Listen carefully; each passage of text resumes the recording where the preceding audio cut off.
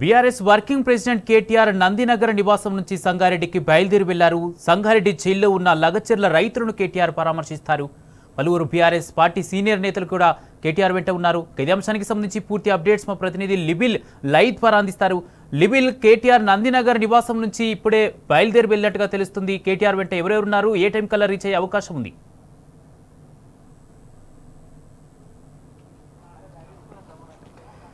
మరి కాసేపట్లో సంగారెడ్డి జైల్లో ఉన్న లగచర్లకు సంబంధించిన భూబాధితులు ఎవరైతే ఉన్నారో వారినంతా కూడా ఈ జైల్లో 16 మంది బాధితులు ఉన్నారు. వారిని మరి కాసేపట్లో బీఆర్ఎస్ వర్కింగ్ ప్రెసిడెంట్ కేటీఆర్ ఆధ్వర్యంలోని బృందం పరామర్శించనున్నారు. నిన్న ఏదైతే వాళ్ళ కుటుంబ సభ్యులు వచ్చి నిన్న బీఆర్ఎస్ వర్కింగ్ ప్రెసిడెంట్ కేటీఆర్ను తెలంగాణ భవన్లో కలిశారో వారంతా కూడా కొన్ని అనుమానాలు వ్యక్తం చేశారు. మా ఎవరైతే మా పిల్లలు ఉన్నారో మా భర్తలు ఉన్నారో వారిని అంతా కూడా కొట్టారు, పోలీసులు చిత్రహింసలు పెట్టారని చెప్పేసి నిన్న చెప్పిన నేపథ్యంలో పలు అనుమానాలకు తావిస్తున్న తరుణంలో ఇవాళ వారిని ప్రత్యేకంగా కలిసి పరామర్శించి వారికి వివరాలు అడిగి తెలుసుకొని ఉన్నారు బీఆర్ఎస్ వర్కింగ్ ప్రెసిడెంట్ కేటీఆర్. అంతేకాకుండా ఏదైతే ఇవాళ నిన్న లగచర్లకు సంబంధించి పార్మా వద్దు, మా భూములు మాకే ముద్దు అని చెప్పేసి ఏదైతే గత 8 నెలలుగా శాంతియుతంగా పోరాటం చేస్తున్న ఆ లగచర్లకు సంబంధించిన గ్రామం కావచ్చు, అకింపేటు ఇతర గ్రామాల ఆ పార్మా సిటీ ఎక్కడైతే వస్తుందో ఆయా గ్రామాల ప్రజలు పెద్ద ఎత్తున శాంతియుతంగా నిరసన చెప్తున్నారు. అయినప్పటికీ కూడా ప్రభుత్వం నిమ్మకు నీరెత్తినట్టు వ్యవహరిస్తుంది.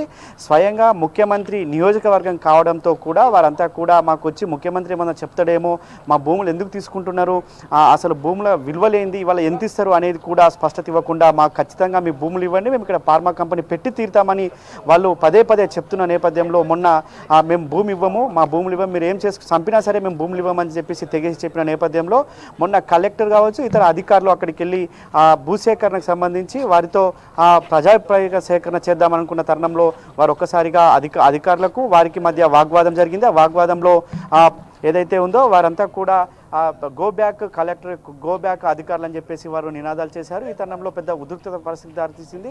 అంతేకాకుండా ఏదైతే ఈ లగ్జరీలకు సంబంధించి అయితే పొద్దంతా జరిగిన సందర్భాన్ని చిత్రీకరిస్తూ వాళ్ళ ఏదైతే అక్కడ ఒక్కసారిగా పోలీసులకు సంబంధించి ఇటు అర్ధరాత్రి పోయి వారిని అంతా కూడా గ్రామంలో ఉన్న వారంతా కూడా లంబడి తండాలకు సంబంధించిన ప్రజలు ఉన్నారు, ఎక్కువ ట్రైబల్స్ ఉన్నారు, వారికి విలువైన భూమి ఉంది, అయినప్పటికీ కూడా మా భూములను బలవంతంగా లాక్కోవాలని చూస్తున్నారని చెప్పేసి కూడా వారంతా చెప్తున్న పరిస్థితి కనిపిస్తుంది. అయినప్పటికీ కూడా కుటుంబ సభ్యులను బలవంతంగా అర్ధరాత్రి ఇంట్లో నుంచి తీసుకెళ్లారు. మమ్మల్ని సంబంధం లేని వాళ్ళని కూడా జైల్లో వేసి నిర్బంధిస్తున్నారు, ఎక్కడ ఉంచారో తెలుసలేదు, ఇప్పటి వరకు వైద్య పరీక్షలు కూడా చేయలేని పరిస్థితి ఉందని చెప్పేసి కూడా అంతా వారు చెప్తున్న పరిస్థితి కనిపిస్తుంది. అయితే నిన్న వారి కుటుంబ సభ్యులు కలుస్తూ కొన్ని అనుమానాలు కూడా వ్యక్తం చేశారు. మా కుటుంబ సభ్యులను బలవంతంగా తీసుకెళ్లారు, సంబంధం లేకుండా చాలా దెబ్బలు కొట్టారు, చిత్రహింసలు గురి చేశారు, 3rd డిగ్రీ కూడా ప్రయోగించారు, మేము చాలా ఇబ్బందులకు గురవుతున్నాం, చిన్నపిల్లలను చూడకుండా అర్ధరాత్రి తలుపులను పగలగొట్టి తీసుకెళ్లినట్టు కూడా వారు చెప్పిన పరిస్థితి నేపథ్యంలో వాళ్ళ వర్కింగ్ ప్రెసిడెంట్ ఆధ్వర్యంలోని బృందం ప్రత్యేకంగా ఈ సంగారెడ్డి జైలుకు మరికాసేపట్లో రానుంది. ఇక్కడ ఎవరైతే ఉన్నారో వారిని ప్రత్యేకంగా కలిసి వారికి ఏమేం జరిగినాయి అని చెప్పేసి కూడా వివరాలు తీసుకొని ఉన్నారు. వారి కుటుంబ సభ్యులకు అండగా ఉంటామని మరోసారి కూడా బీఆర్ఎస్ వర్కింగ్ ప్రెసిడెంట్ భరోసానివ్వనున్నారు. అంతేకాకుండా అందులో ప్రధానంగా మాజీ ఎమ్మెల్యే పట్నం నరేందర్ రెడ్డిని సైతం ఇలా అక్రమంగా అరెస్ట్ చేశారని చెప్పేసి మొదటి నుంచి చెప్తున్నారు. అయితే ఆయనకు సంబంధించిన కాల్ డేటా ఆధారంగా చేశామని చెప్తున్నారు. కానీ ఏదైతే ఇన్సిడెంట్ జరిగిందో ఆ రోజు ఒక్కసారి మాత్రమే మాట్లాడిన అటు కూడా రికార్డులో ఉంది. వారంతా స్టేట్మెంట్ ఏదైతే స్టేట్మెంట్ ఉందో అదంతా కూడా చెప్పారు. నిన్న అయితే ఇలా పలువురు చెప్పిన నేపథ్యంలోనే దాడి చేశామని ఏదైతే నరేందర్ రెడ్డి ఇచ్చినట్టు స్టేట్మెంట్ ఇచ్చారో అది కూడా అనేక అనుమానాలకు తావుతీస్తుంది. అనుమానాల నేపథ్యం నిన్న పట్నం నరేందర్ రెడ్డి సైతం చెర్లపల్లి జైలు నుంచి ఒక లేఖ కూడా విడుదల చేశారు. ఆ లేఖలో నాకు ఎవరి ప్రోద్బలం లేదు, నేను ఎవరి పేరు చెప్పలేదు, అనవసరంగా పోలీసులు కావాలని ఏదైతే ప్రభుత్వం ఒత్తిడితోటి పోలీసులు అనేక ఏవైతే స్టేట్మెంట్లు రికార్డ్ చేసినట్లు చెప్తున్నారు, నేను ఎక్కడ స్టేట్మెంట్ రికార్డ్ చేయాలి, నేను ఎక్కడ విచారణ చేయలేదు పోలీసులని కూడా నిన్న చెప్పిన పరిస్థితి. అయితే ఈ కేసుకు సంబంధించి పెద్ద ఎత్తున నిరసనలు వ్యక్తమవుతున్నాయి, అంతేకాకుండా ఆందోళన చేస్తున్నారు, అనేక అనుమానాలకు కూడా ప్రత్యేకంగా ఇందులో తావిస్తుంది.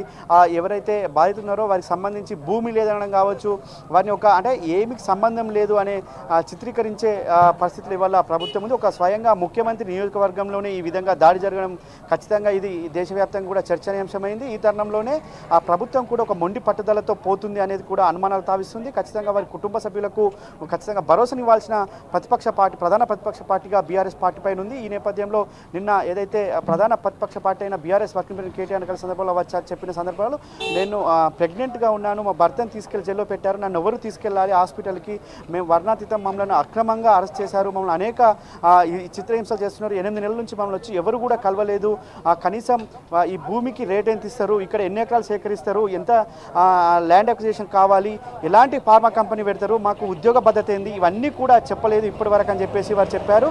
కేవలం భూమిని అక్రమంగా లాక్కుంటామనే ధోరణితోనే వారు ఉన్నట్టు కూడా నిన్న ప్రధానంగా ఎవరైతే కుటుంబాలకు సంబంధించిన వారు వచ్చారో నిన్న వారంతా చెప్పిన పరిస్థితి ఉంది.